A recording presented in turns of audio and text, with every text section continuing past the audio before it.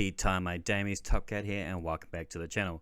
Over the past couple of days we've been bringing out some little bit of a meme exotic builds that are fun but still good, but we are going right to the top of the cherry tree right now with these two new exotics that came out this season for our Arc 3.0 Warlock. This is truly an ability whore of a build, and my build is a little bit different to all the other Sunstar builds out there, so make sure to watch to the end. As I've stated, we are using the new exotic, the Fallen Sunstar. Its armor perk, Ionic Conductor. Ionic traces you create move faster and grant you additional ability energy. Nearby allies also gain ability energy when you collect these Ionic traces. Now, a standard Ionic trace, you need 4 of them to get your ability topped up, generally, depending on your cooldown. But this pretty much cuts it down a little bit, so you'll only need 3 Ionic traces in order to get your ability topped back up. We will be using this season's pass exotic, the Delicate Tomb. Its intrinsic trait is Vessel. This fires a wide horizontal spread when shot from the hip. Final blows with this weapon have a chance to generate Ionic traces. Powerful foes and opposing guardians always generate Ionic traces. It has a trait called Tempest Cascade. Collecting Ionic trace overcharges this weapon's next shot, jolting targets on the next hit. Its catalyst, when you collect these Ionic traces, this partially reloads the magazine. The result of this is every 1 to 2 shots, you're pretty much going to get all your abilities back because of these Ionic traces. So you can sometimes get it with 1, but more often than not, it's going to be 2. I've run this at 20 under light in many in-game activities, and it still holds up.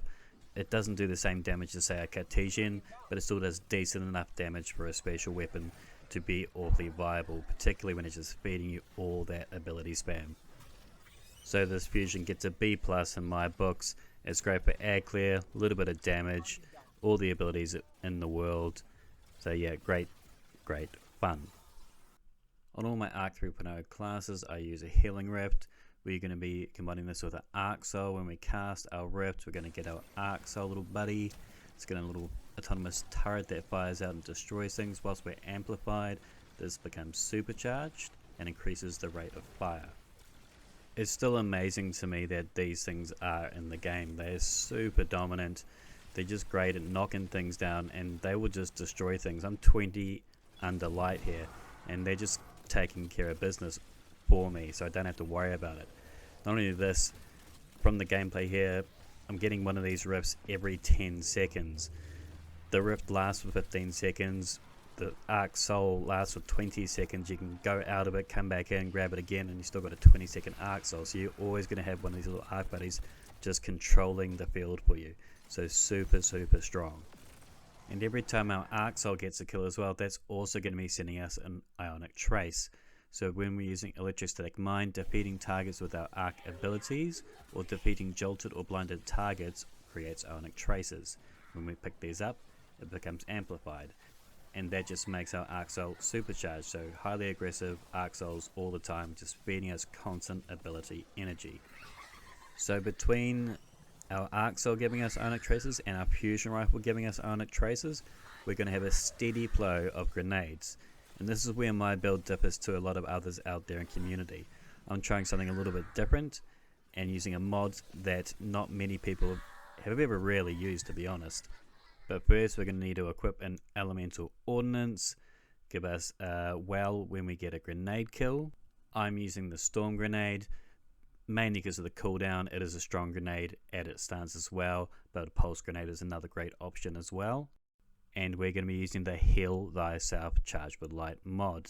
I'm using this 3 times, so pretty much we get a grenade kill and it's going to heal us. We're running 3, so it gives us X amount of health, and pretty much, as you can see here, chuck a grenade down and it's going to top up our health bar. And this is actually really nice, particularly in in-game content.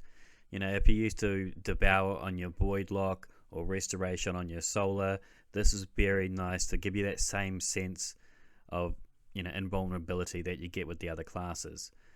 I'm using Chain Lightning for my melee, pretty much slap them in the face, chains out. When you're amplified, this sets out additional chains as well. This is pure preference though. If you like the other melee, feel free to use that. I just like this one because I tend to find that Arc Souls you know, damage a lot of things from afar. So I don't really need a range melee. I like to have a slap in your face, but when you get in a little bit too deep or you're getting charged a little bit too much, slap him in the face, bye bye bubby. Now this is much the same story with your super. I'm using the Chaos Reach, but without Geomags and the 30% bonus super damage energy, you know, it's not the best DPS super. This is more of an ability spam build. But that's not to say that the Chaos Reach is not useful. You know, you tend to get it quite often with all the Ionic Traces coming to you. We're going to further embellish this with Spark of Shock. Our arc grenades jolt targets. Spark of Irons, defeating jolted targets creates Ionic Traces. Spark of Discharge, our arc weapon final blows have a chance to create Ionic Traces, in this case our fusion rifle. And Spark of Beacons, whilst we are amplified, which we always are, our arc special weapon final blows will blind targets nearby. Because with this build we're kind of tied to the fusion rifle and it being arc, when it comes to end game content you're going to want a couple of different heavy weapons of different elements.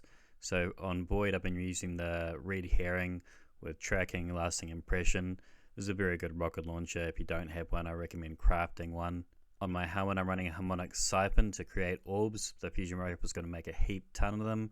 And I've got a adept hothead here with explosive light tracking. I use this generally on things that aren't required match game, and then we just spam out extremely powerful rockets and they just decimate everything in sight. Great rocket launcher. You get this from GMs, and I would hope most of you have it by now. If not, GM season is just around the corner, and try and get one if you can.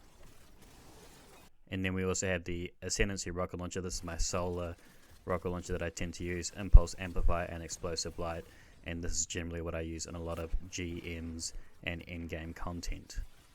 But again, dealer's choice at the end of the day.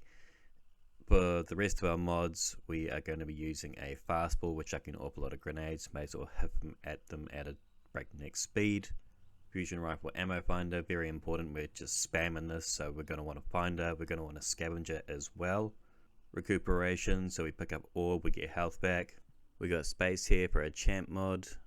Thermoshock plating, void resistance, elemental charge, amped up, that's going to chuck on an additional 5 seconds.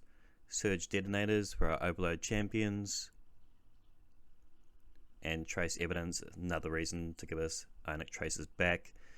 And so with this, we can pretty much run 2 champs at any given time, one on our kinetic weapon and one with our arc grenades. So we can still use this in end-game content. Now you don't necessarily need to run the 3 heal ourselves. If you want some added damage, chuck on a high energy fire in place of one of these. That way you can do a little bit more DPS when it comes to damage phases. But for me personally, I found the rocket was more than suffice. You don't always have to be running Elemental Izzy to do the most DPS. Sometimes enough DPS is enough DPS. In summation guys, this is an endless abilities build that always keeps us healthy. That way we can run an in-game content without a fear of getting wiped off the map. There is a lot of arc burn GMs this season, so I would recommend using a build similar to this, one that does damage and heals and builds you. Anyway mate, damies, that is the build for today. I hope you liked it. If you do, please hit that thumbs. If you're new and you liked it, please hit that subscribe. And if you've got any questions or suggestions, feel free to chuck it down below. But until next time, tippy tie my damies, what a tie. He's the most tip-top